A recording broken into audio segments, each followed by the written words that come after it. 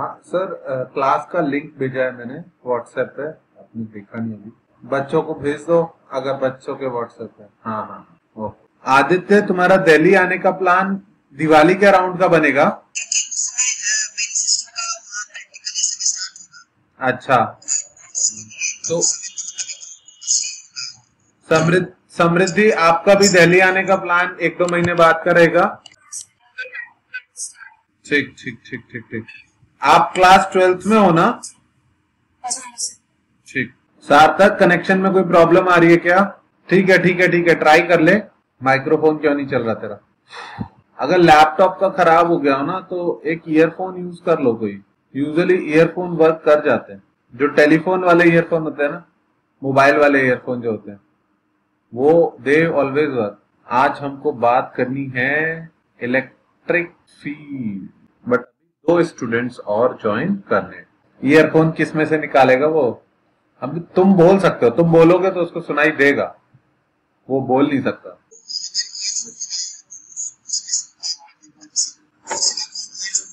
समृद्धि, तेरी टारगेट की क्लासेस चल रही है रेगुलरली?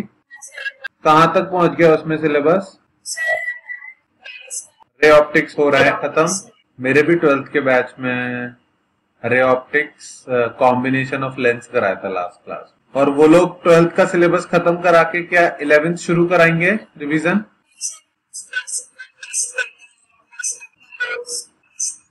अच्छा अच्छा अच्छा। कुछ बोल रहे हैं फिजिकल क्लासेस शुरू करेंगे या नहीं करेंगे इस साल?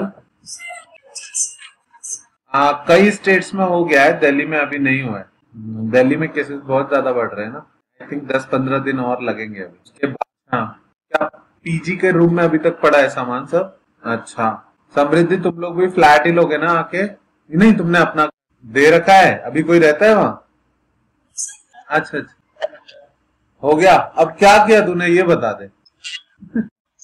हाँ, सार्थक, तेरा क्या प्लान है? दिवाली के बाद से ऑफलाइन अटेंड करेगा क्लासेस? कहाँ रहते हो तुम? कहाँ पर? पश्चिम बिहार। तुमको ड्राइव करना आता है, स्कूटी या कार या बाइक? अच्छा। हाँ, तो फिर पश्चिम बिहार से तुम्हें मेट्रो से ही आना पड़ेगा, है ना? दिल्ली। पापा को भी तो जॉब पे जाना होगा कहीं। लास्ट क्वेश्चन हम लोगों ने लास्ट क्वेश्चन हमने किया था, एक स्क्वायर के सेंटर पे चार्ज रखा था ना मैंने। 4 चार्ज रखे थे, क्या क्या थे? स्क्रीन शेयर नहीं हो रहा? आ जाएगा। हाँ, मुझे थोड़ा थोड़ा याद है। Q2Q3Q4Q था क्या? और सेंटर पे चार्ज रखा था -Q।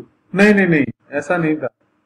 Q और Q था यहाँ पर, और यहाँ पर 3Q था यहाँ पर, ऐसा ही कुछ था। ऐसा था ना शायद? कौन सा था? मुझे याद नहीं आ रहा लास्ट क्वेश्चन। Q2Q3Q4Q ये वाला। और क्या कहते हैं, सेंटर पे -Q चार्ज था। और फिर क्या क्या पूछा था? तो अच्छा, ये मैंने तुम्हें घर के लिए दिया था क्या? इस एक सिंगल क्यू का फोर्स कितना रहेगा? F = K Q1 Q2 by कितनी डिस्टेंस होगी? L/√2 L/2। इन दोनों के बीच डिस्टेंस होगी L/√2 का होल स्क्वायर। तो ये हो गया 2KQQ/L²। तो इस बार हमने इसको ही F बना लिया था। फिर इधर से कितना हो जाएगा? 2F। इधर से कितना? 3F। और इधर से कितना हो जाएगा? 4F। सच में ये क्वेश्चन था, मुझे बिल्कुल भी याद नहीं आ रहा कि ये क्वेश्चन था। मुझे यहाँ Q और Q वाला याद आ रहा है, पता नहीं क्यों। एनीवे, ये 4 फोर्सेस हो गए। अब इनमें से क्या होगा? ये 4F और ये 2F कैंसिल करेंगे एक दूसरे को। तो जो 2Q चार्ज है, पहले किन दो को ऐड करूंगा मैं? 4F 2F को। क्योंकि पैरेलल और एंटी पैरेलल एक्टर्स को ऐड करने में आप उन्हें डायरेक्टली ऐड या सब्ट्रैक्ट कर सकते हो। तो इनका रिजल्टेंट 2F हो जाएगा। और ये 3F और ये F को कर सकते हैं ऐड। ये दोनों भी अपोजिट हैं, इन दोनों का रिजल्टेंट इस तरफ 2F हो जाएगा। और 2F और 2F का नेट रिजल्टेंट कितना आएगा बच्चों? 2√2F। समृद्धि, समझ में आया ये वाला क्वेश्चन? ओके। और 2√2 में F की वैल्यू फिर हम पुट कर देंगे, तो वो 4√2 KQQ/L² हो जाएगा। हाँ, मैंने कौन सी लेंथ मैंने 12 ले ली थी? अच्छा अच्छा, तो गलती हो गई। बहुत जल्दबाजी में कुछ कर रहा हूँ तो हो गया मेरे से, ठीक है, यही करेक्ट है। Okay, this is correct. Okay, electric field की बात करते हैं। इलेक्ट्रिक फील्ड क्या होता है? तो बोलने में तो it is a very simple thing. It is the effect of a charge particle in its surrounding. Effect of a charge in its vicinity या सराउंडिंग। एक चार्ज के आसपास उसका जो इफेक्ट होता है उसको इलेक्ट्रिक फील्ड बोलते हैं। ओके, अब ऑफ कोर्स वो इफेक्ट हम देख नहीं सकते, ओके, उसको टच नहीं कर सकते, लेकिन अगर एक चार्ज के आसपास कोई दूसरा चार्ज रखा है, मान लो ये एक पॉजिटिव क्यू चार्ज है, तो इसके पास में यहां पर एक दूसरा स्मॉल क्यू चार्ज रखा है, तो ये चार्ज इसके इफेक्ट को फील करेगा। और फील क्या करेगा? इनफैक्ट वो एक फोर्स को फील करेगा। अगर इनके बीच r डिस्टेंस है तो ये जो छोटा चार्ज है, टेस्ट चार्ज है, it will feel a force F, और वो फोर्स की वैल्यू कितनी होगी? K Q1 Q2 by R square. समझ में आती है बात? तो टेक्निकली इस चार्ज ने दूसरे चार्ज को एक फोर्स लगा दिया। अब क्वेश्चन ये आया कि अगर ये चार्ज यहां पर नहीं है तब भी क्या the first charge has created an effect at this point? और अगर कर रखा है तो उस इफेक्ट को क्या बोला जाए? क्या इस चार्ज ने ऑलरेडी कोई इफेक्ट अपने आसपास के पॉइंट्स पे फैला रखा है ताकि जैसे ही दूसरा चार्ज उस पॉइंट पर आए उस पर फोर्स लग जाए? समझ रहे हो? यानी क्वेश्चन क्या है कि क्या यहां पर हम चार्ज लेके आते हैं दूसरा, ये चार्ज उसको देखता है तब उस पर फोर्स लगाता है, या ऑलरेडी इसने कुछ यहां पे इफेक्ट फैला रखा है और जैसे ही कोई दूसरा चार्ज आएगा उस पर फोर्स लग जाएगा?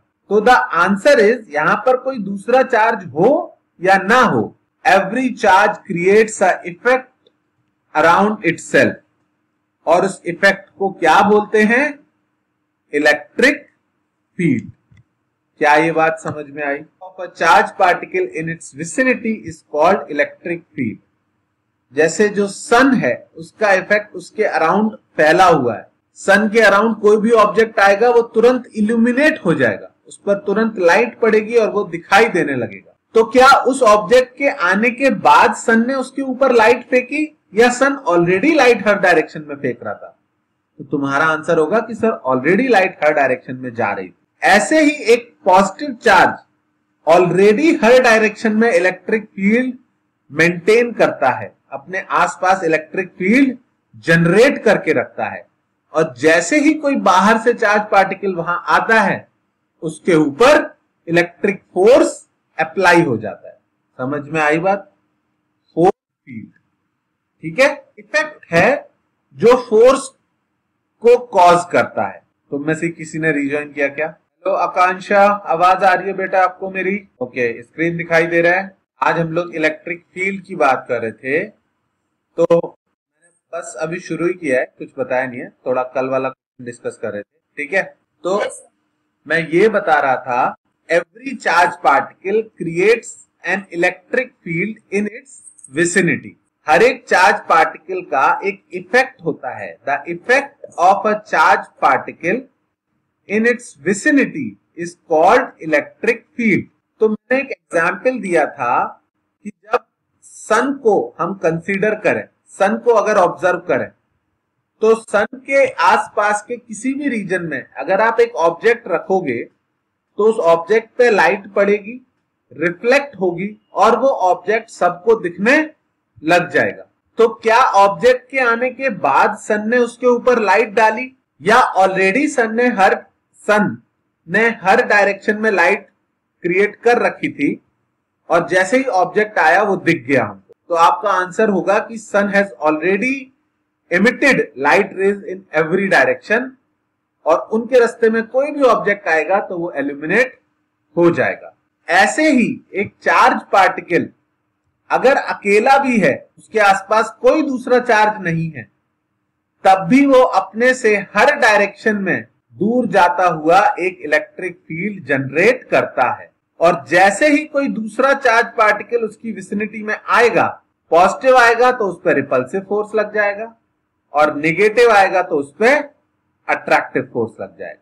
तो इस चार्ज के आने से पहले इसने जो क्रिएट कर रखा है अपनी विसिनिटी में इफेक्ट, उसको बोलते हैं इलेक्ट्रिक फील्ड। क्या ये बात आई समझ में? ओके। अब बात है कि किसी चीज के इफेक्ट को कैसे मेजर करें। भाई इफेक्ट तो देखा जा सकता है, फील किया जा सकता है। हम तो इसके फोर्स को फील भी नहीं कर सकते। इसके फोर्स को कौन फील कर सकता है? अगर हम यहां पर कोई दूसरा चार्ज रखें। तो somebody suggested कि पॉइंट ए पर अगर किसी को पूछना है कि पॉइंट ए पर इलेक्ट्रिक फील्ड कितना है, what is the electric field point A, तो उसका एक सिंपल तरीका ये है कि आप ए पॉइंट पर कोई भी चार्ज रख दें। मान लीजिए आपने 5 कूलम का चार्ज रख दिया और देखें कि उसके ऊपर कितना फोर्स लग रहा है। मान लीजिए फोर्स आया 20 न्यूटन, बहुत ही सिंपल वैल्यूज ले रहा हूं। 5 कूलम का चार्ज रखा और फोर्स आया 20 न्यूटन। तो आप क्या बोलोगे? ए पॉइंट पर इलेक्ट्रिक फील्ड कितना है? Your answer will be electric field is 20 Newton on 5 coulomb. The electric field eight A applies 20 Newton on 5 coulomb charge. 20 newton पर 5 कूलम यानी कि 4 न्यूटन पर कूलम। समझ में आई बात? यानी the electric field at this point is 4 Newton per coulomb. 1 coulomb पे ये फील्ड 4 न्यूटन फोर्स लगाता है, 2 कूलम पे 8 न्यूटन लगाएगा, 3 कूलम पे 12 न्यूटन लगाएगा। क्या ये बात समझ में आई? इलेक्ट्रिक फील्ड बहुत ही सिंपल चीज है। It is every electric field, हर एक कोई भी इलेक्ट्रिक फील्ड हो वो चार्ज पार्टिकल्स पर फोर्स लगाता है और फोर्स होता है वो पर यूनिट कूलम उसकी वैल्यू जो आती है that is the value of electric field. ठीक है। अरे मेरी रबर बहुत ही छोटी डिजाइन करी है मैंने। ठीक है, फिर से बता दूं कि अगर किसी एरिया में एक इलेक्ट्रिक फील्ड है, हमें नहीं पता किसने क्रिएट किया, हमें पता है कि यहाँ पर इलेक्ट्रिक फील्ड है। तुमसे किसी ने बोला इलेक्ट्रिक फील्ड कैलकुलेट करो, तो तुम क्या करोगे? वहां पर एक चार्ज रखोगे, कोई भी चार्ज, 20 कूलम का मान लो चार्ज रखा आपने, और उस पर फोर्स कैलकुलेट करोगे और उस पर फोर्स मान लो आया 100 Newton in x direction I cap. तो इस पॉइंट के इलेक्ट्रिक फील्ड की वैल्यू क्या बताओगे तुम? What is the value of this electric field? ये इलेक्ट्रिक फील्ड कितना है? तो तुम ये पूरा स्टेटमेंट सीख लो। ये इलेक्ट्रिक फील्ड 100 न्यूटन फोर्स लगाता है at 20 coulomb. So this 20 newton नहीं, at 20 coulomb. So this electric field applies 100 newton per 20 coulomb. In other way, it is 5 newton per coulomb. Electric field की यूनिट क्या हो गई? SI unit हो गई। SI unit is newton per, and SI unit of electric field is newton per coulomb. Okay, बोल सकते हैं, लेकिन पहले उसका मीनिंग समझना ज्यादा जरूरी है। मीनिंग क्या है कि एक इलेक्ट्रिक फील्ड अगर 10 कूलम पर 50 न्यूटन फोर्स लगाता है तो इलेक्ट्रिक फील्ड की स्ट्रेंथ है 5 न्यूटन पर कूलम, और उसकी डायरेक्शन वही होगी जो फोर्स की डायरेक्शन होगी। इस केस में फोर्स की जो डायरेक्शन थी, इलेक्ट्रिक फील्ड की डायरेक्शन भी आई कैप ही होगी। समझ में आ गई बात सबको? ठीक है, तो टेक्निकली इसका फॉर्मूला क्या बनेगा? The electric field at a point in space is defined as force experience per unit charge by a particle at that point। समझ में आ गई बात या नहीं? फॉर्मूला क्या बन जाएगा? Electric field at a point in space is force experience पर unit charge by a charge placed at that point. ये हो गया इसका formula. Please right it down. A point पे हमने एक चार्ज रखा, उसके ऊपर इलेक्ट्रिक फील्ड क्या कहा जाएगा? Force divided by charge. 100 Newton on 20 coulomb यानी 5 न्यूटन पर कूलम। हाँ बोलो। वेक्टर के पास डायरेक्शन होता है, स्केलर क्वांटिटी के पास डायरेक्शन नहीं होता है। नहीं, electric field is a vector quantity. लगा ही रहा हूं ना उसके ऊपर में वेक्टर। इट्स अ, ठीक है, ये जो E वेक्टर है इसका proper name is electric field strength. Strength of electric field होती है, पर ऑलमोस्ट सभी जगह पे इसको इलेक्ट्रिक फील्ड ही बोलते हैं शॉर्ट में। ओके, एक्चुअल में it is the strength of electric field. किसी इलेक्ट्रिक फील्ड की क्या स्ट्रेंथ होती है? जितना फोर्स पर यूनिट कूलम वो लगाता है। ओके, फैन थोड़ा आ रहा था ना, उसका डिस्टर्बेंस थोड़ा सा, ठीक है, नहीं सुनाई दे रहा था। ओके ओके, तो ठीक है। अगर यहां पर मुझे इलेक्ट्रिक फील्ड कैलकुलेट करना है और तो मैं क्या करूंगा, यहां पर एक पॉइंट चार्ज को रख दूंगा। से मैंने +6 कूलम चार्ज रखा और मुझे पता चला कि उसके ऊपर फोर्स लग रहा है F इज इक्वल्स टू से 30 न्यूटन। तो तुरंत इलेक्ट्रिक फील्ड की कितनी वैल्यू है? इस इलेक्ट्रिक फील्ड की स्ट्रेंथ इतनी है, ये 30 न्यूटन फोर्स लगाता है ऑन अ 6 कूलम चार्ज, यानी ये 5 न्यूटन फोर्स लगाएगा पर कूलम। मतलब 1 सेकेंड में आपको क्लियर होना चाहिए। इसका उल्टा मतलब अगर मैं बोल दूं कि इस पॉइंट पर इलेक्ट्रिक फील्ड है 50 न्यूटन पर कूलम, इस एरिया में इलेक्ट्रिक फील्ड है 50 न्यूटन पर कूलम, और मैंने यहां पर एक चार्ज रख दिया Q is equals to 4 coulomb. तो आपको क्या समझ में आ जाना चाहिए, इसके ऊपर कितना फोर्स लगेगा? कितना? 200 newton. Is this absolutely clear to everyone? इसके ऊपर फोर्स कितना लगेगा? तो आप बोलोगे because electric field is force per unit charge, force must be equal to charge into electric field. Okay, so that is 4 into 50 newton per coulomb, and that is 200 newton. I think बेटा एक बच्चा call कर रहा है, मैं उसको पूछ लूं, शायद उसको यही वाला बैच ज्वाइन करना है। हेलो, हाँ बेटा बोलो। बेटा BA MA की क्लासेस नहीं है, इसमें फिजिक्स पढ़ाते हैं। आप BA MA में फिजिक्स पढ़ के क्या करोगे? डॉक्टरी करना चाहते हो? तुम मुझे क्लास के बाद कॉल करो, ठीक है? 9:30। अरे तुम लोग बताओ, ये BA MA करने के बाद भी नीट दे सकते हैं क्या कोई? अच्छा, साइंस साइड वाले भी BA MA करते हैं क्या? वो तो आर्ट्स नहीं होता है, उसके लिए आर्ट्स नहीं लेना पड़ता BA। एनीवे, हाँ बोलो। देखो दिक्कत क्या है, ये इलेक्ट्रिक फील्ड का सबसे बड़ा प्रॉब्लम क्या है कि इसका फॉर्मूला जो F/Q है, फोर्स अपॉन Q, ये बड़ा कंफ्यूजन होता है कि ये कौन सा चार्ज है। क्या ये वो चार्ज है जिसने इलेक्ट्रिक फील्ड जनरेट किया, which created the electric field? नहीं, बिल्कुल भी नहीं। ये वो चार्ज नहीं है जिसने ये इलेक्ट्रिक फील्ड जनरेट किया। कोई भी चार्ज इलेक्ट्रिक फील्ड जनरेट करके अपने खुद के ऊपर ही फोर्स नहीं लगा सकता। ऐसा होता तो फिर कितना अच्छा होता। कोई भी मशीन अपने खुद के ऊपर ही फोर्स लगा के आगे बढ़ जाती, कोई भी मशीन अपने खुद के ऊपर फोर्स लगा के आगे नहीं बढ़ सकती। ठीक है, फर्स्ट थिंग। दूसरा डाउट आता है, क्या ये चार्ज हमेशा टेस्ट चार्ज है? तो द आंसर इज कि डेफिनेशन के अकॉर्डिंग यस। डेफिनेशन में हम इस चार्ज को टेस्ट चार्ज ही बोलते हैं, लेकिन अगर किसी क्वेश्चन में ये कोई फाइनाइट चार्ज दिया हो तो भी इलेक्ट्रिक फील्ड की वैल्यू आप कैलकुलेट कर सकते हो। समझ में आई बात या नहीं?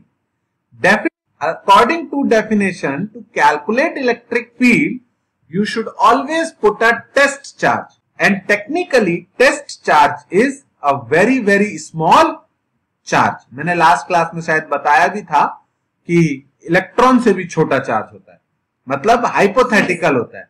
पर हाइपोथेटिकल चीजों को समझना बड़ा टफ होता है, इसलिए आई वुड रादर से कि अगर यहां पर इलेक्ट्रिक फील्ड आपको कैलकुलेट करना है तो instead of trying to put test charge, why don't we put एक 2 कूलम का चार्ज, एक 5 कूलम का चार्ज, एक 10 कूलम का चार्ज। 3 चार्ज रख दिए मैंने और तीनों पे फोर्स कैलकुलेट कर लिया।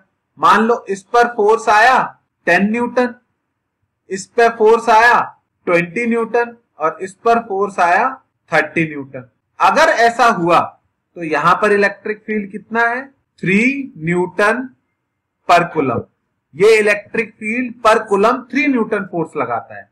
यहां पर इलेक्ट्रिक फील्ड कितना है? 4 न्यूटन पर कूलम। और यहां पर इलेक्ट्रिक फील्ड कितना है? ये electric field 5 newton per coulomb लगाता है। इसका मतलब मैंने डायग्राम गलत बनाया है।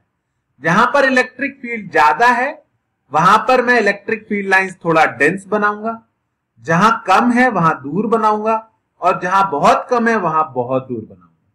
समझ में आई बात? ठीक है, तो डायग्राम तो मैंने ऐसे ही अंदाजे से बनाया था। आई think you got my point.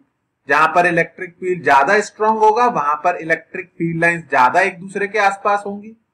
जहां थोड़ी दूर दूर है वहां पर इलेक्ट्रिक फील्ड थोड़ा कम है, और जहां बहुत दूर दूर है वहां पर इलेक्ट्रिक फील्ड बहुत कम है। Is that clear? तो फॉर्मूले के हिसाब से ये टेस्ट चार्ज होना चाहिए, लेकिन अगर क्वेश्चन में फाइनाइट चार्ज के लिए कैलकुलेट करना पड़े तो भी आप कैलकुलेट कर सकते हो। ओके, इलेक्ट्रिक फील्ड के जब तुम फॉर्मूले पढ़ोगे तो कभी भी ये फॉर्मूला नहीं पढ़ोगे, तुम फॉर्मूला पढ़ोगे KQ/R², फिर तुम पढ़ोगे KQX/R³, फिर तुम पढ़ोगे 2K λ/d, फिर तुम रिंग के लिए पढ़ोगे KQX उसके लिए क्या आता है रिंग के लिए, KQX/ZQ, यानी √R² + X² का क्यूब। तो फिर कंफ्यूजन आना शुरू होता है कि पहले तो इलेक्ट्रिक फील्ड का इतना सिंपल आंसर दिए थे, फोर्स पर यूनिट चार्ज, इतना आसान था इलेक्ट्रिक फील्ड, फिर ये सब कैसे आ गया? तो ये सारे फॉर्मूले इस फॉर्मूले से ही डिराइव होते हैं। दिस इज द रूट, या जिसको बोले कि मेन फॉर्मूला है, and all of these are derived from this only. क्या ये बात समझ में आई? मतलब एज अ स्टूडेंट यही बड़ा कंफ्यूजन था कि जब इलेक्ट्रिक फील्ड का ये फॉर्मूला बताया था तो फिर ये कहां से आ गए।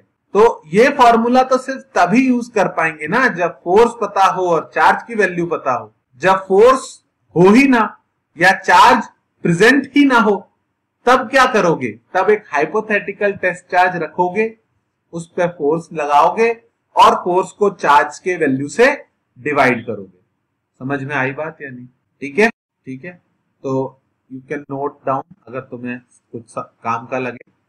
ठीक है, ये जो चार्ज लिख लो, लिख लिया, हटा रहा हूं। ठीक है, अच्छा, पहला क्वेश्चन, अगर इलेक्ट्रिक फील्ड दिया हुआ है, क्या वैल्यू दूं मैं? कोई वेरिएबल देना चाह रहा हूं जो तुम सॉल्व करो, x² + 2x - 5 i कैप। ये इलेक्ट्रिक फील्ड की वैल्यू है एक रीजन में, और बोल दिया कि अ charge of 20 Newton 20 coulomb is placed at x = 10, और फिर बोल दूं calculate electrostatic force on that charge. तो आप बता दोगे आसानी से, calculate electrostatic force on that charge. अच्छा, इसकी यूनिट लिखी नहीं है तो ऐसा यूनिट न्यूटन पर कूलम ही लेनी। बताओ फटाफट, क्या हुआ? बड़ी देर लग गई। इस केस में इलेक्ट्रिक फील्ड कांस्टेंट है या वेरिएबल है? इट इज प्रीटी एविडेंट कि इस केस में इलेक्ट्रिक फील्ड हर जगह चेंज हो रहा है। x = 10 पर पहले क्या चाहिए आपको? Electric field. कितना आएगा? 10² + 2 × 10 - 5, कितना हुआ ये? 100 + 20 - 5, 150 न्यूटन पर कूलम आई कैप। यहां तक पहुंच गए सब लोग? अब ये इलेक्ट्रिक फील्ड की स्ट्रेंथ है कि ये 115 न्यूटन लगाता है पर कूलम पे, और हमारा चार्ज कितने का है? 20 कूलम का। तो एक कूलम पे इतना लगाता है तो 20 पे कितना लगाएगा? पर हम फॉर्मूले से लिखेंगे, कोई भी इलेक्ट्रिक फील्ड का फोर्स होता है Q × E। Q हो जाएगा 20 कूलम और इलेक्ट्रिक फील्ड हो जाएगा 115 न्यूटन पर कूलम आई कैप। कूलम से कूलम कैंसिल, आंसर कितना आया बेटा? 2300 न्यूटन आई कैप। सबको समझ में आया ये? तुम खाना खा पी के मत बैठा करो क्लास में, फिर नींद आ रही है क्या तुमको? x = 5 कैसे? और 7 तक समझ में आया तुमको? ठीक है, आकांक्षा आपको आया समझ में ना? ठीक। तो यूजुअली सिर्फ इलेक्ट्रिक फील्ड पर जो क्वेश्चंस रहते हैं वो बहुत सिंपल लगते हैं मुझे। जैसे एक और, अगर electric field 4i cap - 3j cap, okay, और मैंने बोल दिया charge of 2 coulomb is moved from 0,0 to 5,6। दो चीजें पूछ सकता हूं, या तो फोर्स पूछ सकता हूं, calculate electrostatic force on it, तो तुम आसानी से बता ही दोगे, और इस बार मैं दूसरी चीज पूछ सकता हूं, calculate work done by electrostatic force. बच्चों मैं यहाँ पे पूरा नहीं लिख रहा हूं, ऑब्वियस सी बात है कि मैं इलेक्ट्रोस्टैटिक फोर्स की ही बात कर। तो ये दोनों क्वेश्चन पूछे जा सकते हैं, दोनों बहुत सिंपल हैं, करके दिखाओ। पहला वाला तो ओरली आ जाना चाहिए तुरंत देखते ही। इलेक्ट्रिक फील्ड, ऐसा यूनिट नहीं लिखी है मैंने, न्यूटन पर कूलम ही है। ये electric field 4i cap minus 3j cap Newton per coulomb लगाता है। ओके, तो ए पार्ट का आंसर बोल दो तुरंत, कितना हो जाएगा, Q इंटू ई वेक्टर, कितना आया 2 into 4i cap minus 3j cap. कितना है ये force, this force is 8i cap minus 6j cap. This is the right answer. I don't know why you need to tell me कि sir इसका magnitude 10 Newton है. I know, but this conveys so much more. This is the actual force. This is only the magnitude of force. ये force आपको बहुत ज्यादा information दे रहा है, ये quantity 8i cap minus 6j cap, जबकि ये सिर्फ और सिर्फ क्या बता रहा है, magnitude. Okay, anyway both are correct. आपने 10 न्यूटन बोला, that is also not wrong. ठीक है, चलो अब मुझे बी पार्ट करके दिखाओ। ए पार्ट में तो किसी को दिक्कत नहीं होगी, बी पार्ट करके बताओ क्या करना चाहिए। लगा सकते हैं, यस। वर्क का formula F dot S is correct as long as force is constant. अगर फोर्स वेरिएबल है तो you will have to use F dot DS या का इंटीग्रेशन, या फिर F डॉट dr का integration, which are both the same thing. पर dr को लिखना थोड़ा आसान होता है। dr वेक्टर पता है आप लोगों को क्या होता है, it is dx i cap plus dy j cap plus dz k cap. इसको भी हम देखेंगे थोड़ी देर में। ठीक है, ये तीन फॉर्मूले हैं पॉसिबल, इनमें से ही एक चाहिए होता है। अभी तो इसी से काम हो जाएगा क्योंकि फोर्स इज कांस्टेंट। आप फोर्स वेक्टर ऑलरेडी कैलकुलेट कर चुके हो। Now you have to decide what is the displacement vector. Is it 0,0 और इज इट 5,6 और इज इट 0,0 से 5,6 जाने वाला वेक्टर। इस केस में चार्ज पार्टिकल इनिशियली कहां था, 0,0 पे, यानी इनिशियल पोजीशन कितनी हो जाएगी, 0i cap plus 0j cap. इसमें किसी को कोई डाउट तो नहीं। फाइनल पोजीशन कितनी हो जाएगी, 5i cap plus 6j cap. और याद कर लो बच्चों, आप कितना चले, आपका डिस्प्लेसमेंट कितना है, इसका फॉर्मूला हमेशा सेम रहता है, and it is final position minus initial position. आप फाइनली कहां पे थे माइनस आप इनिशियली कहां पे थे, उसका डिफरेंस इज योर डिस्प्लेसमेंट। तो डिस्प्लेसमेंट इस केस में 5i cap plus 6j cap ही हो जाएगा। पर अगर मैं 0,0 के अलावा कुछ और दे देता तो आपको माइनस करना पड़ता, तो वो बाद में देखें। पहले ये बताओ, किसी ने वर्क कैलकुलेट किया इतनी देर में, किसी का फाइनल आंसर आया, किसी का नहीं। This is very, that is so wrong. You are giving me an answer of a scalar quantity in i cap and j cap. भूल गए डॉट प्रोडक्ट करना। देखो इधर तुमने ऑलमोस्ट सब कुछ सही किया। 8i cap minus 6j cap का डॉट प्रोडक्ट किसके साथ लेना था, 5i कैप प्लस 6। सुनो ध्यान से, जब डॉट प्रोडक्ट करते हैं तो 8i cap into 5i cap हो जाएगा 8 इंटू 5 i डॉट आई की वैल्यू बच्चों होती है 1। याद आया या नहीं याद आया? जबकि j डॉट आई की वैल्यू होती है 0। तो 6 और 5 का मल्टीप्लाई करने का कोई जरूरत नहीं है। ओके, सिर्फ i वाले टर्म का i वाले टर्म के साथ किया जाता है और j वाले टर्म का j वाले के साथ मल्टीप्लाई किया जाता है। मतलब 6 into 6 minus 36 j dot j, और इसकी वैल्यू होती है 1। So your answer should be 40 into 1 minus 36 into 1, that is 4 joule. Dot product के बाद i डॉट आई कितना हो जाता है, 1, because now the answer is a scalar quantity. इसमें i कैप या j कैप कुछ भी नहीं आ सकता। क्या ये चीज सबको समझ में आई या डॉट प्रोडक्ट अलग से बताऊं? आ गया? किसी को डॉट प्रोडक्ट रिवाइज करने की जरूरत तो नहीं है। वैसे जो हम 3 दिन वेक्टर्स पढ़ेंगे नेक्स्ट वीक से, उसमें वेक्टर्स में ये सब कंप्लीट हो जाए।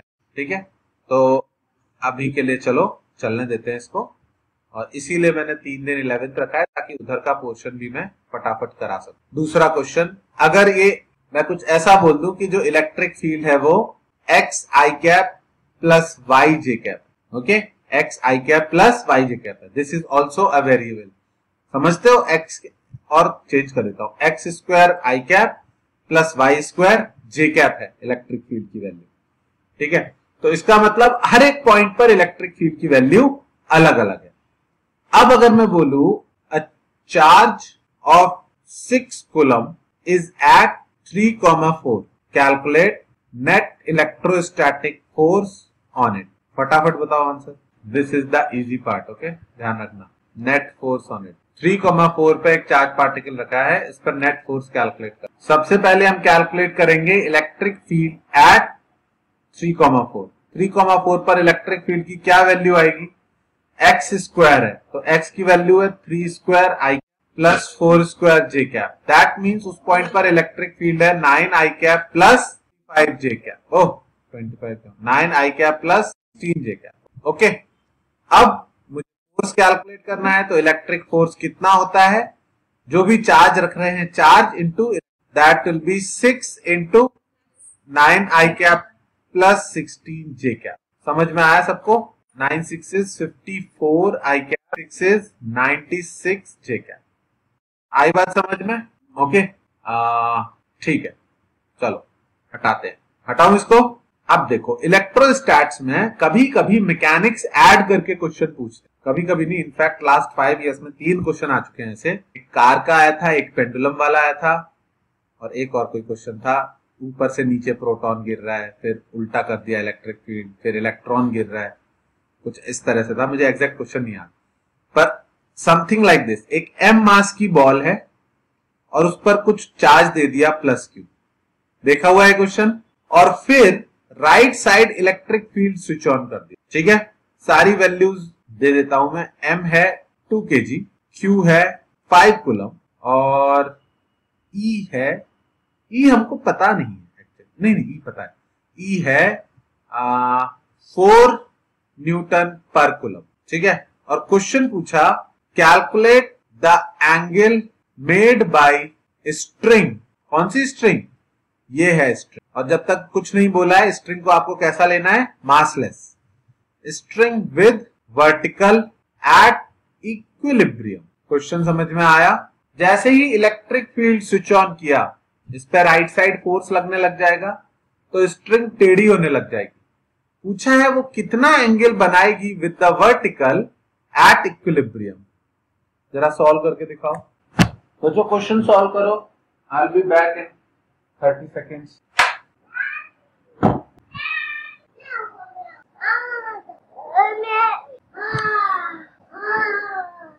हमेशा गो गए,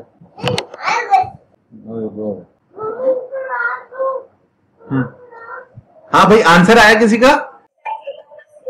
देखो पहले ये सोचो कि जैसे ही आपने इलेक्ट्रिक फील्ड स्विच ऑन किया, इस पे राइट साइड फोर्स लगेगा, कितना फोर्स लगेगा, F is equals to QE, हाँ ये समझ में आता है सबको। अगर आपने इलेक्ट्रिक फील्ड स्विच ऑन किया तो इस पे राइट साइड फोर्स लगेगा F is equals to QE, और इस पे दूसरा कौन सा फोर्स लग रहा है बच्चों, नीचे की तरफ mg, और तीसरा कौन सा फोर्स लग रहा है ऊपर की तरफ, tension. Is that clear to everyone?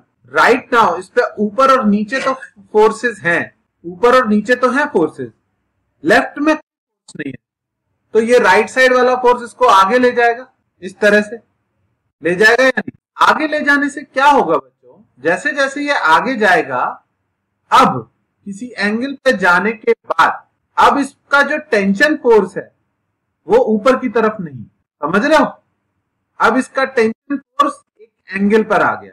क्या ये बात समझ में आती है? और मान लेते हैं इसका एंगल ये है थीटा, तो ये वाला एंगल भी थीटा हो जाएगा। क्या आप में से हर किसी को एक वेक्टर को 2 कंपोनेंट में ब्रेक करना आता है? इस टेंशन का ऊपर की तरफ कंपोनेंट कितना होगा और लेफ्ट साइड कंपोनेंट कितना होगा, क्या आप मुझे बता सकते हो?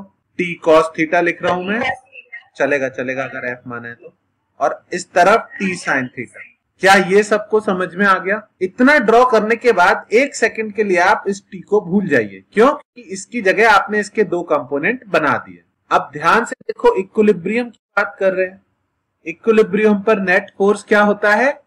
0। मुझे तो बड़ा इजी लगता है, अगर इक्विलिब्रियम पे है तो ऊपर का फोर्स नीचे के फोर्स के बराबर कर दो और पीछे का फोर्स आगे के फोर्स के बराबर कर दो।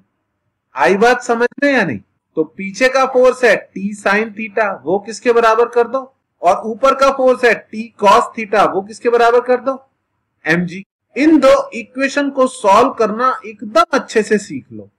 अगर टेंशन निकालनी है तो दोनों को स्क्वायर करके ऐड कर, T square sine square theta plus cos square theta bracket में is equals to Q square E square M square G square.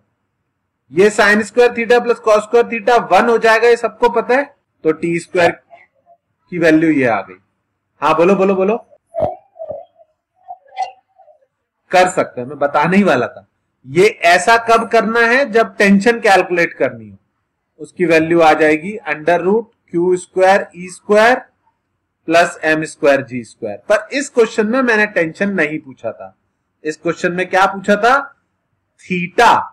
तो डिवाइड कर दोगे तो टी और टी कट जाएगा, आंसर आएगा tan theta is equals to Q E by M G. क्या ये सबको समझ में आया?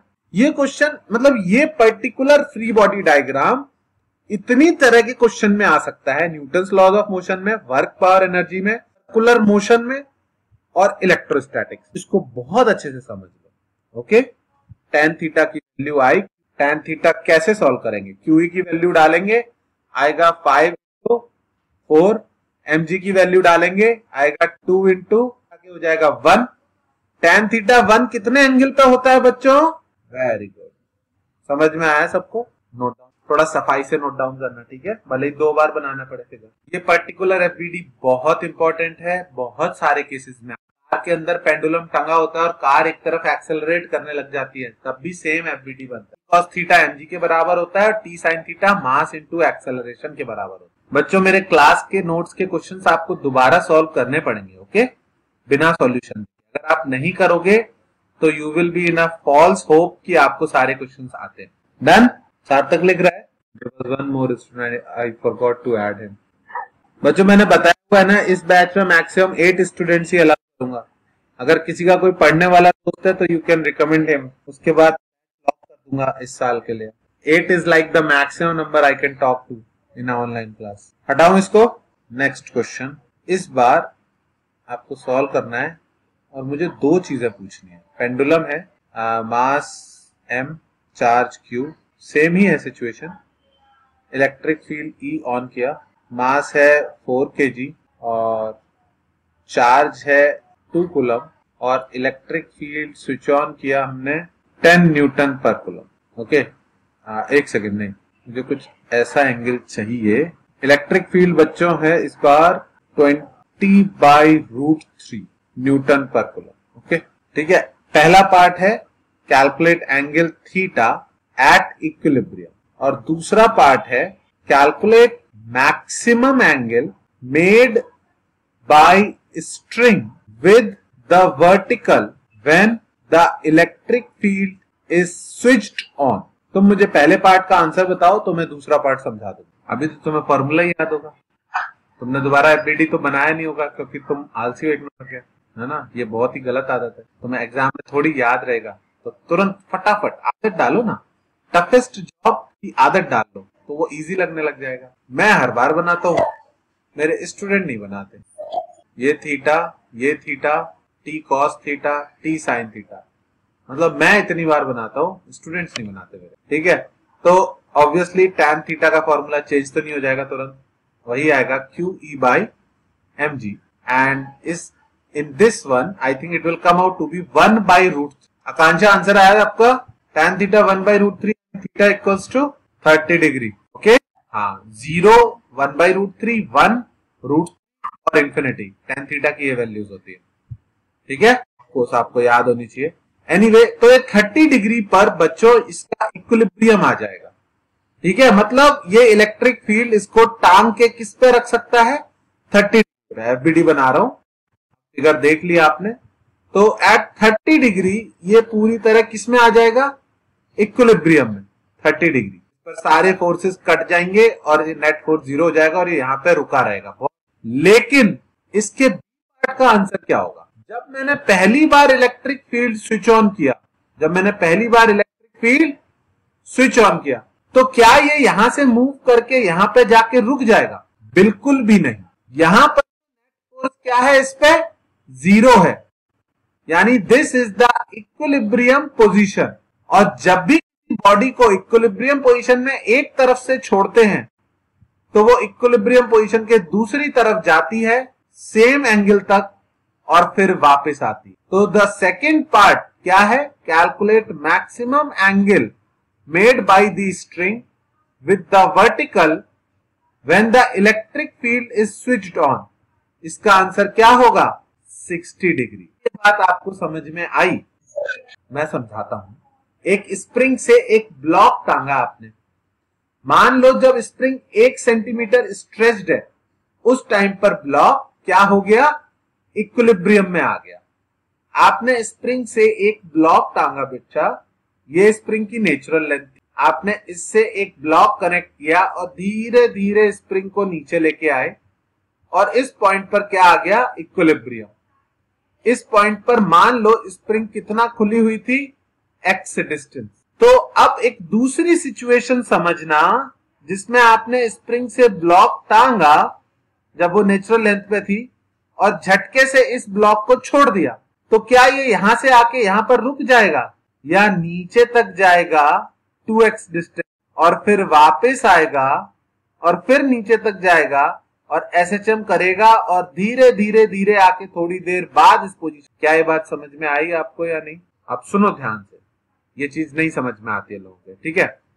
जब तक इलेक्ट्रिक फील्ड नहीं था तब तक this was the equilibrium position, यहां पर नेट फोर्स 0 था, नीचे mg ऊपर टेंशन। फिर से बोल रहा हूं, जब तक इलेक्ट्रिक फील्ड नहीं था 0 degree was the equilibrium position. जैसे ही इलेक्ट्रिक फील्ड लगा 30 डिग्री वाली position became the new equilibrium position. अब ये पार्टिकल अपनी इक्विलिब्रियम पोजीशन से कितनी डिस्टेंस पर था, 30 डिग्री पर। तो क्या ये यहां से आके यहां पर रुक जाएगा, नहीं, ये आगे निकल जाएगा और फिर वापस आएगा और इस तरह से SHM करेगा और धीरे धीरे स्लो डाउन होके इस पॉइंट पर रुकेगा। क्या अब ये बात समझ में आई आपको? इक्विलिब्रियम पोजीशन पूछी जाए तो नेट फोर्स 0 से जो आंसर आ रहा है, तुमको स्पेस में ले जाके धक्का मार के छोड़ दे, तुम पे कोई फोर्स नहीं लग रहा है, तो तुम रुक जाओगे? रुकने के लिए भी तो कोई फोर्स चाहिए।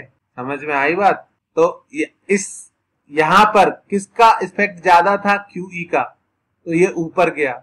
इस पॉइंट पे QE और mg ने एक दूसरे को बैलेंस आउट कर लिया, पर तब तक उसको कुछ वेलोसिटी मिल चुकी होगी, उसके चक्कर में वो और ऊपर जाएगा।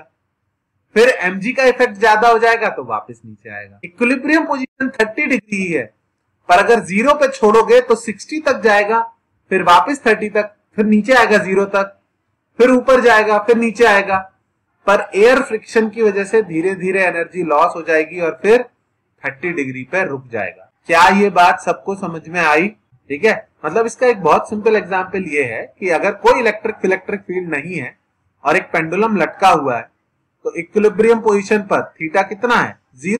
आपने इसको इधर ले जाके छोड़ दिया तो जब ये यहां आएगा तो नेट फोर्स 0 हो जाना चाहिए उस पर। तो क्या ये यहां पर रुक जाएगा? बिल्कुल भी नहीं, आगे जाएगा। जितना एंगल ले जाके छोड़ोगे उतना ही एंगल आगे जाएगा कि नहीं जाएगा, और फिर वापस आएगा और फिर ऐसे जाएगा और फिर ऐसे आएगा, फिर ऐसे जाएगा। इन आइडियल वर्ड ये हमेशा ऐसे SHM करता रहेगा।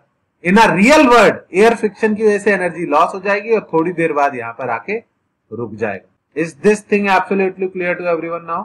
ठीक है, क्योंकि अगर क्वेश्चन पूछा गया तो 99% जनता 30 डिग्री मार्क करके आएगी और उसमें उनकी कोई गलती नहीं है, वो बहुत ज्यादा बार बताया जा चुका। एनीवे, एक और क्वेश्चन करते हैं। अब स्प्रिंग की इतनी बात कर लिया, थोड़ा बहुत तो स्प्रिंग याद होगा तुम लोगों को। याद है कुछ स्प्रिंग फोर्स क्या होता था, कैसे होता था? स्प्रिंग फोर्स की वैल्यू kx होती थी। एक स्प्रिंग के साथ एक ब्लॉक कनेक्टेड है और ग्राउंड कैसा है, स्मूथ, ठीक है। सडनली एक इलेक्ट्रिक फील्ड स्विच ऑन कर दिया और इस पर इसको कुछ पॉजिटिव चार्ज क्यू दे दिया, ठीक है। क्वेश्चन लिखो, if an electric field is equals to 20 newton per coulomb is switched on, calculate maximum stretch या एक्सटेंशन बोल सकते हैं in the spring. If an electric field 20 Newton per coulomb is switched on, calculate maximum stretch in the spring. बाकी values दे देता हूं मैं। Q की value है 5 कूलम और K की वैल्यू है, स्प्रिंग फोर्स बच्चों KX होता है, ठीक है। K की वैल्यू है 40 न्यूटन पर मीटर, ओके। ठीक है, तो इलेक्ट्रो के साथ थोड़ा बहुत मैकेनिक्स तो एटलीस्ट रिवाइज हो ही रहा है। आते हैं इलेक्ट्रो और मैकेनिक्स के कॉम्बिनेशन के क्वेश्चन आते ही है, क्योंकि ये दोनों मोस्ट फेवरेट टॉपिक है किसी भी टीचर के। इस केस में मैंने ग्राउंड स्मूथ रखा है, ठीक है, मतलब फ्रिक्शन की कोई चिंता नहीं करनी है आपको, एमजी की भी कोई चिंता नहीं करनी है। एमजी को कौन बैलेंस कर देगा? ग्राउंड से लगने वाला नॉर्मल। बस दो फोर्सेस के बारे में सोचना है, इलेक्ट्रोस्टैटिक फोर्स और स्प्रिंग फोर्स। हाँ भाई, थोड़ी देर बाद मान लिया कि ये x डिस्टेंस से स्ट्रेच हो गई, इस पे अगर ये x से स्ट्रेच हो गई तो ये इस ब्लॉक पर किस तरफ फोर्स लगाएगी, लेफ्ट या राइट? कांशा आप बताओ। ऑब्वियस सी बात है, स्प्रिंग को खींचेंगे तो वो पीछे फोर्स लगाएगी। इतना क्यों सोच रहे हो? कभी स्प्रिंग खींची हुई धक्का देती देखिए किसी को? स्प्रिंग स्ट्रेच होगी तो दोनों एंड अंदर की तरफ फोर्स लगाएंगे, तो ये फोर्स पीछे लग गया। और ये आगे क्यों जा रहा है? क्योंकि आगे की तरफ कौन सा फोर्स है? अब सबको क्लियर है, ये कोई डाउट तो नहीं, ठीक है। दो फोर्सेस है, एमजी और नॉर्मल की अभी बात नहीं कर रहे हैं, वो एक दूसरे को कैंसिल आउट कर देंगे। हमें सिर्फ एक्स डायरेक्शन में चिंता है। तो मैं ढूंढना चाह रहा हूं जहां पर इस पे क्या हो जाए बच्चों, इक्विलिब्रियम आ जाए। क्या आ जाए? इक्विलिब्रियम। तो इक्विलिब्रियम के लिए क्या हम सेफली कह सकते हैं कि जब QE का मैग्नीट्यूड किसके बराबर हो जाएगा? KX के, तब इक्विलिब्रियम आ जाएगा। जब राइट साइड का फोर्स लेफ्ट साइड के फोर्स के बराबर हो जाएगा तब इक्विलिब्रियम आ जाएगा। इसमें किसी को कोई डाउट? QE की वैल्यू कितनी रखेंगे? Q कितना है? 5, E कितना है? 20, K की वैल्यू कितनी रखेंगे? 40, और X की वैल्यू आ गई होगी 2.5 meter, given that everything is in SI unit. 2.5 meter. किसी को डाउट कुछ? नहीं। अब मुझे ये बताओ, ये आगे बढ़ना शुरू हुआ, इनिशियली स्प्रिंग के अंदर कोई भी फोर्स था? नहीं, इनिशियली स्प्रिंग नेचुरल लेंथ। जब ये आगे बढ़ा तो अभी कौन सा फोर्स स्ट्रांग है? QE। कौन सा फोर्स वीक है? KX। तो फिर इसका मतलब इसकी वेलोसिटी इंक्रीज होगी राइट साइड, क्योंकि राइट साइड वाला फोर्स स्ट्रांग है। वेलोसिटी इंक्रीज होगी, इंक्रीज होगी, इंक्रीज होगी। इस पॉइंट पर जब हम पहुंचेंगे तब तक वेलोसिटी इंक्रीज होगी। इसके बाद कौन सा फोर्स स्ट्रांग हो जाएगा? KX। और अब वेलोसिटी वापस डिक्रीज होगी, डिक्रीज होगी, डिक्रीज होगी और रुक जाएगा। तुम्हें बस ये समझना है कि अगर 2.5 मीटर पर वेलोसिटी मैक्सिमम हुई है, इक्विलिब्रियम पोजीशन पहुंचा है, तो अभी उतना और आगे जाएगा बिफोर इट स्टॉप्स। और मैंने क्या पूछा है? Calculate maximum stretch in the spring. Answer क्या होगा? 5 मीटर। तुमने किस चीज का आंसर दिया? ये किस चीज का? 80 न्यूटन बोले ना तुम? अच्छा, पर अभी बात समझ में आ गई तुमको? अगर 2.5 मीटर पर इक्विलिब्रियम पोजीशन है तो वो वहां पर रुकेगा नहीं, वो अभी 2.5 मीटर और आगे जाएगा, फिर रुकेगा, फिर वापस आएगा, and so on and so fourth. ये ब्लॉक SHM करता रहेगा। ऐसे बहुत थोड़ा सा भी एयर फ्रिक्शन या ग्राउंड फ्रिक्शन होगा तो इवेंचुअली इसका एम्पलीट्यूड कम होगा और फिर ये इस इक्विलिब्रियम पोजीशन पे आके रुक जाएगा। Is that clear to everyone now? 5 minute. I think I have made my point on this. सबको आ गया ना समझ में? हटाऊं इसको? बस थोड़ा ध्यान रखने वाली बात है, इक्विलिब्रियम पोजीशन भी पूछते हैं और मैक्सिमम स्ट्रेच भी पूछते हैं, तो प्लीज बी केयरफुल। इसका एक और टाइप ऑफ क्वेश्चन बहुत ज्यादा पसंद है इनको, जो नीट में बहुत पूछते हैं, ये वो है कि 2 charge particles are suspended from same position. 2 charge particle, similar charge particle होंगे, plus Q and plus Q एक सिंगल पॉइंट से सस्पेंड कर दिए गए। ऑब्वियस सी बात है, एक दूसरे को क्या करेंगे, अट्रैक्ट या रिपेल, रिपेल करेंगे, तो ये दोनों एक दूसरे पर एक रिपल्शन फोर्स लगा देंगे। ये लेंथ L गिवन होगी और या तो ये एंगल पूछा जाएगा, या तो पूछा जाएगा थीटा कितना है, या फिर इनके बीच का गैप पूछा जाएगा, ये x कितना। तो हमको ये दोनों कैलकुलेट करने आने चाहिए। एक बार आप लोग इनका फ्री बॉडी डायग्राम बना के ट्राई करना चाहोगे। इनके मासेस हैं m और m, इनके चार्जेस है प्लस q और प्लस q, इनके बीच की डिस्टेंस हमने x अज्यूम करी है जो हमें कैलकुलेट कर। तो I think you should try it first, ठीक है। Draw the free body diagram, draw all the forces, try to get some equation, at least Newton's laws की इक्वेशन क्या बनेगी उसके बाद मैं बताता हूँ, क्योंकि अगर मैं तुरंत करने लग जाऊंगा तो तुम दिमाग ही नहीं चला पाओगे। फ्री बॉडी डायग्राम कंप्लीट करो, XY डायरेक्शन में न्यूटन्स लॉ अप्लाई करो। बच्चों एफबीडी बनने लग गया तुमसे, नीचे mg, इधर फोर्स कितना होगा K Q1 Q2 by x square, इस तरफ टेंशन, और टेंशन के दो कंपोनेंट बनाया सबने। एफबीडी कंप्लीट, ऊपर t cos थीटा और इधर t sin थीटा। उसके बाद दोनों इक्वेशन, x डायरेक्शन की equation t sin theta is equals to KQ square by x square, y direction की equation t cos theta is equals to mg। क्या करना चाहिए, x निकालना है, थीटा निकालना है, डिवाइड कर दो, tan theta is equals to KQ square by mg x square. क्या यहां तक सब लोग पहुंच गए? अब समझो यहां पर थोड़ी सी ट्रिग्नोमेट्री है, यानी थोड़ी सी मैथ्स है। तुम लोग मैथ्स से कुछ, क्या साइन 2 थीटा की जरूरत नहीं पड़ रही मुझे, वैसे उसका formula 2 sine theta cos theta होता है, पर अभी तो मुझे नहीं लगता उसकी जरूरत पड़ेगी, अभी जरूरत नहीं पड़ेगी। तुम्हें कहां से जरूरत पड़ रही है, ये साइन थीटा ये कॉस थीटा, मैंने हाफ एंगल को थीटा माना है, ये वाला एंगल थीटा हो जाएगा और टेंशन के दो कंपोनेंट ये हो जाएंगे। आ जाओ इधर, आ जाओ ना, वेक्टर्स पढ़ा दो, आ जाओ। ये क्या होता है बताओ, क्या होते हैं? हाँ बताओ। क्या होते हैं? क्वांटिटी जैसे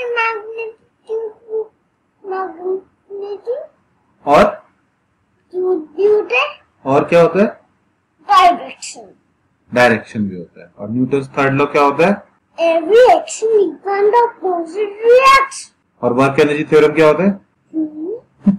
ओके बच्चों, ये वाला ट्राइंगल देखना है आपको, ओके ये वाला ट्राइंगल जो ब्लैक बनाया मैंने, इसमें ये एंगल थीटा है, ये लेंथ L है, और ये जो है ये है x/2। क्या ये सबको समझ में आता है? और साइन थीटा की वैल्यू कितनी हो जाएगी? परपेंडिकुलर अपॉन हाइपोटेनस, ये भी समझ में आता है। अब सुनो ध्यान से, अगर मैं ये बेस कैलकुलेट करना चाहूं तो ये आएगा √L square minus x square by 4, which means मुझे जो tan थीटा की वैल्यू चाहिए वो वैल्यू आएगी tan theta is equals to x upon 2 √L square minus x square by 4। Are you guys with me till now? क्या यहां तक समझ में आया? ध्यान से समझना, अगर तुमने ये पुट कर दिया तो इसका सॉल्यूशन तुम 1 घंटे में नहीं निकाल सकते, चाहो तो करके देख लेना। तो इस तरह के क्वेश्चन में ध्यान से पढ़ना, कहीं ना कहीं मेंशन होगा x very very less than L या थीटा वेरी वेरी स्मॉल। अगर इन दो में से कोई हिंट दी है तो तुम्हें पता होना चाहिए, अगर थीटा बहुत छोटा है या x बहुत छोटा है लेंथ के, तो इस x स्क्वायर को, इसको आप इग्नोर कर सकते हो। यहां इसको इग्नोर कर दिया तो इसकी वैल्यू x/2L ही हो जाएगी। आज का कॉमन सेंस मुझे ये बताना है कि अगर थीटा बहुत छोटा है तो sine theta is approximately equal to tan theta, और हम tan थीटा में tan थीटा की वैल्यू ना डाल के एक्चुअली किसकी वैल्यू पुट कर रहे हैं? साइन थीटा की। क्या ये बात समझ में आई? If a theta is small, sine theta और tan थीटा ऑलमोस्ट सेम होते हैं, क्योंकि परपेंडिकुलर अगर बहुत छोटा है तो हाइपोटेनस और बेस ऑलमोस्ट सेम होते हैं। क्या ये बात याद रहेगी? इसको आप उसमें अलग से लिख लेना चाहिए। It's a very important approximation. और जैसे आप x बाई 12 पुट करोगे, अब तो ये चुटकी का क्वेश्चन हो गया, K Q square by M G X square. X के टर्म एक तरफ इकट्ठे करो, X cube is equal to 2kl cube square by M G. X की वैल्यू क्या हो जाएगी? इधर का क्यूब रूट हटाओ और इधर पावर 1/3 लगाओ। ये question is one of the question जिसके ऑप्शन देख के लोग आगे बढ़ जाएंगे, क्योंकि ऑप्शन इतने खतरनाक दिख रहे होंगे। इन रियलिटी बस इस tan थीटा का अप्रोक्सीमेशन आना चाहिए और फिर ये 30 सेकंड का क्वेश्चन। क्या ये क्वेश्चन सबको समझ में आया या किसी को डाउट नहीं है? सबको आ गया समझ में? वेरी गुड, चलो मान लेते हैं। आपके पास जो भी बुक है उसमें से अब आप कूलम्स लॉ के सारे क्वेश्चन ट्राई कर सकते हो। अगर आपके पास नीट एररलेस है तो बहुत अच्छी बात है, उसमें पहला सेक्शन ही कूलम्स लॉ का है। उसके सारे क्वेश्चंस आप ट्राई कर सकते हो, सॉल्व कर सकते हो, and you can ask the doubts in the next class which will be tomorrow. Is that clear to everyone? Okay, Coulomb's law के सारे क्वेश्चन ट्राई कर सकते हो। कल की क्लास के बाद इलेक्ट्रिक फील्ड के भी सारे हो जाएंगे। अभी मैंने इलेक्ट्रिक फील्ड के बेस फॉर्मूले पे काम किया है। बेस फॉर्मूला कौन सा था? F is equals to QE। अभी मैंने इसके वो सारे फॉर्मूले डिराइव नहीं किए। कौन सा? KQ by x square, KQX by R cube, और भी कई सारे हैं ऐसे। इनकी बात हम कल करेंगे। फिर आपको पता होगा कि बेस फॉर्मूला कब यूज करना है और ये सारे फॉर्मूले कहां अप्लाई करना। ओके, तो कल मिलते हैं सेम टाइम, ठीक है? और एररलेस किन किन लोगों के पास है ऑलरेडी? समृद्धि आपके पास है? कौन सी बुक है आपके पास जिससे आप कर सको सॉल्व? आकाश इंस्टीट्यूट का आगे, अच्छा हाँ सॉरी। और आकांक्षा आप लोगों के पास कौन सी बुक है? बहुत बढ़िया, बहुत बढ़िया। सार्थक तेरी आ गई बुक? आ गई ना? और आदित्य तुम्हारे पास तो कुछ है नहीं बुक, आई थिंक तुम तो बहुत दूर बैठे हो। है, बहुत बढ़िया। कूलम्स लॉ का सेक्शन करके आना कल। प्लीज डाउट्स भेजना क्लास से पहले। जितना इंटरेक्ट करोगे उतना तुम्हारे लिए अच्छा, ठीक है? क्लास से पहले व्हाट्सएप पे डाउट्स भेज देना, तो मैं डाउट्स बता दूंगा और फिर थ्योरी पढ़ा दूंगा। ओके, चलो बच्चों, सी यू टुमारो। क्लास मैंने रिकॉर्ड की थी, अगर रिकॉर्डिंग हो गई होगी तो मैं उसको अपलोड कर दूंगा। Okay, bye bye, good night.